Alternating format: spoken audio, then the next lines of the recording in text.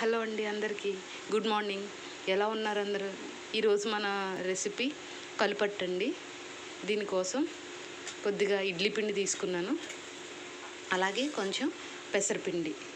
ఇప్పుడు ఈ రెండింటితో కలిపి మనం కలుపట్టు ఎలా వేసుకోవాలో చూద్దాం.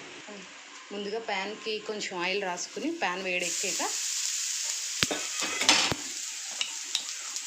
ముందుగా కొంచెం పెసరపిండి వేసుకోవాలండి.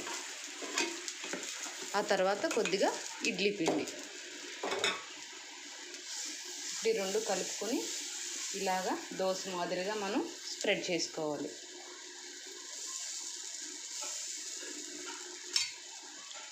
కలిపట్టుకి ఆయిల్ కంటే కూడా నెయ్యి టేస్ట్గా ఉంటుందండి. సో కొంచెం నెయ్యి వేస్తున్నాను.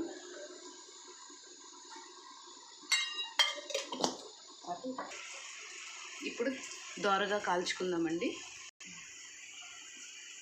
ఇప్పుడు దోశని టర్న్ చేసుకుందామండి మనం. ఇప్పుడు రెండో వైపు కూడా దోరగా కాల్చుకోవాలి. ఉందో లేదో చూద్దామండి. అయిపోయింది. ఇప్పుడు స్టవ్ ఆఫ్ చేసుకుని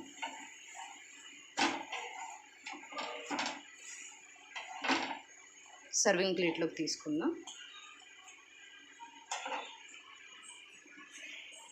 ఇదిగోండి, మనకు కలుపట్టు రెడీ అయిపోయింది.